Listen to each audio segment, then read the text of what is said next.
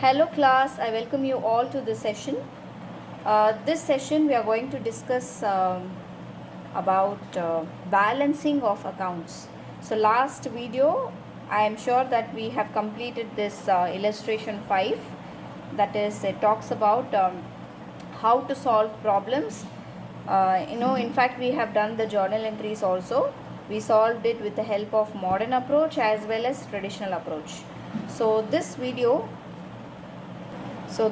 we are going to discuss about balancing of account. Now, what is balancing of account? See, at the end of period, the period can be a day, a month or a year. It is necessary to know the balance in an account. Okay, so what is the balance in an account? That is essential to know. So the balance of an account is the difference between the total of its debit and credit side. So as I told you, every account has a debit as well as credit. So the difference between the debit side and the credit side is called as the balance of an account. So when the debit side balance is more than the credit side balance, or debit side total is more than the credit side total, the account has a debit balance. What does it mean? Debit balance is more than the credit balance. Obviously it is a debit balance. When credit side total is more than the debit side total, obviously the account has a credit balance. Okay, so we will have one illustration 9, and also we will be solving some exercise problem. Before solving this question, I would like to recap the golden rules as well as the modern approach. Okay, the accounting treatment, the rules of accounting, debit and credit. I am sure that you would remember this, the golden rules of accounting. We have personal account, real account and nominal account. Personal account, debit the receiver, credit the giver. Real account, debit what comes in, credit what goes out. Nominal account, debit all expenses and losses, credit all incomes and gains. Then we have discussed what is the modern approach. You just have to remember this modern approach. There are 5 things: assets, expenses, capital, liability and revenue. The treatment will be same for assets and expenses, and the treatment will be same for capital, liability and revenue. So AE, when assets or expenses increases, it should be debited. When it is decreasing, it should be credited. When capital, liability and revenue decrease, it has to be debited. Increases, it has to be credited. Okay, so this is the thing, and I told you that you need to remember dealer, no? Drawings, expenses, asset, liability, equity and revenue. So drawings is otherwise represented as capital. Okay, so decrease na you need to debit, increase na you need to credit, just the opposite of this. Okay, so with the help of the learning, we are going to solve, and we are going to do an account. So write the following transactions in debtors account. So I have prepared the accounts: cash account, debtors account as well as creditors account. So we'll go through the transaction one by one. Cash sales. Now cash sales, now you have to identify cash as well as sales. Now here cash sales is, cash is increasing, yes, and sales is a revenue. Revenue is also increasing. So when you are having cash increases and sales revenue increases, now we are asked only to prepare the cash account. So when we are following this rule of accounting, cash, if it is increasing,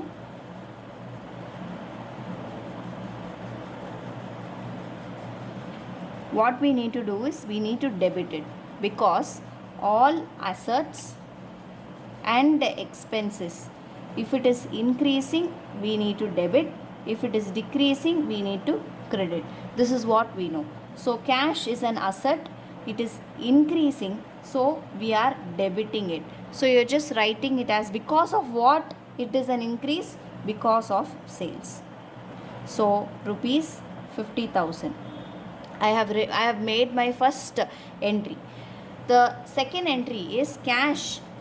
See, I have just written the second entry here. Please make sure that you follow. Sold goods to X on credit 80,000. Now, sold goods to X on credit 80,000. Here, goods are sold to X on credit. There is a sale transaction. Here you call something as debtors. You remember, debtors is related with credit sales. Sale sold on credit. So debtors is related with credit sales. Now we have to identify this. Debtor is also a asset. Now debtor is increasing. Am I right? Debtor is increasing. When debtor is increasing, you need to debit it. Okay, so because of what it is increasing? Because of sales. Because of sales. How much? 80,000. Okay, if it is decreasing, you have to credit it. No doubt about it, right? So you need to credit it. The third transaction, cash received from X, 56,000. Now we made a sales to X and he is paying us back. Okay, so cash is received from X. Now you tell me, cash is received, business is getting the cash, so cash is increasing, and debtors, X debtors is also an asset, is decreasing. Am I right? So debtors is decreasing and cash is increasing. So obviously both is an asset. Cash is an asset, debtor is also an asset. So when cash is increasing, I will post it in the debit side. Because of what? X the debtor. X the debtor. How much? 56,000. And similarly, debtors is decreasing. He had to pay me 80,000. Now he is paid 56,000. So ultimately the balance would be 24,000. So you have to write it like this. So debtors is decreasing up to 56,000. Because of what? Because of cash. So because of cash it is decreasing. So I am just recorded here. Then the fourth transaction, purchased goods from Y on credit 44,000. Now there is a purchase of goods from Y on credit. Now creditors is increasing or decreasing? You know, there is a purchase. So obviously creditors is increased. So I am just writing as CR so that it will be differentiated by with the cash. Otherwise you will confuse with cash. So creditors is increasing. So creditors is what? Creditors is liability. So whenever there is capital, liability or revenue, if it is increasing it has to be credited, if it is decreasing it has to be debited. This is what we have learnt. So creditors is increasing, so obviously it has to be credited. So because of what? Because of purchases. How much is the purchases? 44,000. So it is increasing. Increase. The next transaction is paid to Y. Now we have purchased from Y. Our creditors has increased. So we have written it here. Now we are paying money. We are paying money to Y. Now cash is decreasing because we have purchased on credit. Now we are paying, and creditors is also decreasing. Okay, so what you have to do? Cash is decreasing. So I am placing under cash as Y. Creditors decrease to the extent of what? 30,000. Here cash decrease, creditors also decrease. If creditors decreases, creditors is a liability, right? So creditors decreases, it is debtors. So because of what it is decrease, it is cash. Cash 30,000. Okay, I'm sure that you are following. Cash purchases from Y 16,000. Now cash purchases from Y, cash decreases because purchase we have to pay money from our pocket, so cash will decrease. Purchases from Y, so cash purchases from Y, cash decreases, and purchases from Y, Y is our creditor.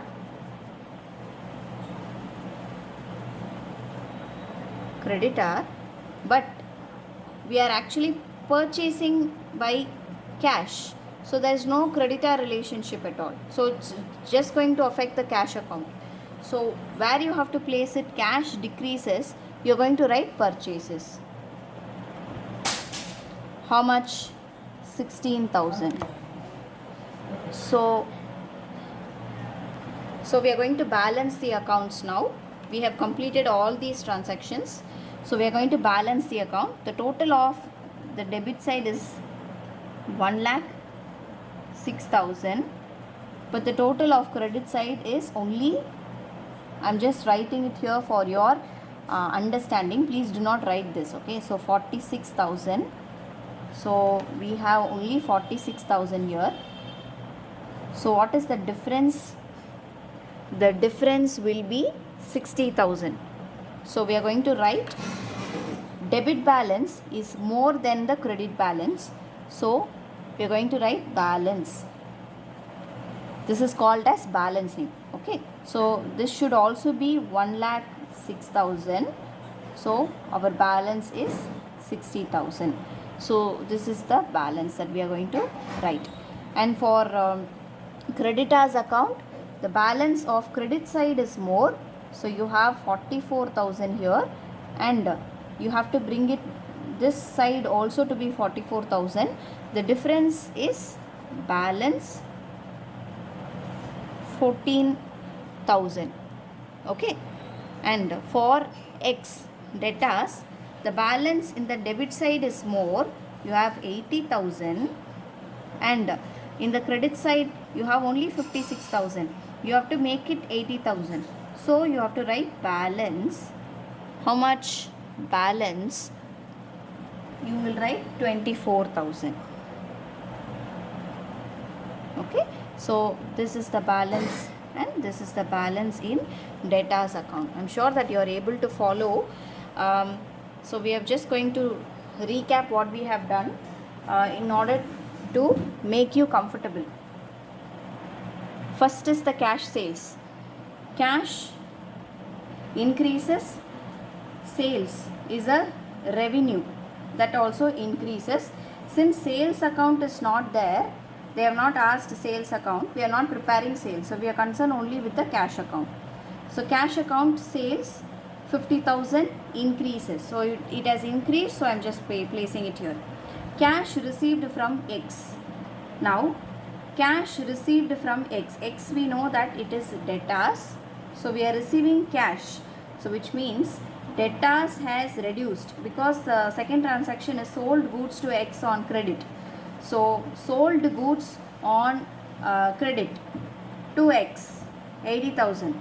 Debtors is increasing, and we are just selling the goods. So we are concerned about debtors. Debtors increase acha illa decrease acha?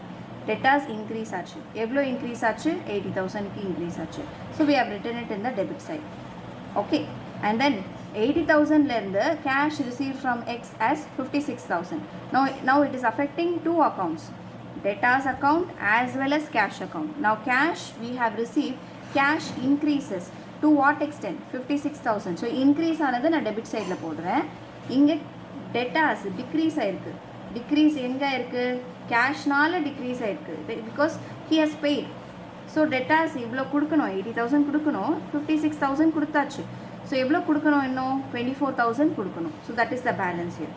Similarly, purchased goods from Y on credit. So it is a credit, pure credit transaction. So we are just writing because creditors is increasing, so it is a liability.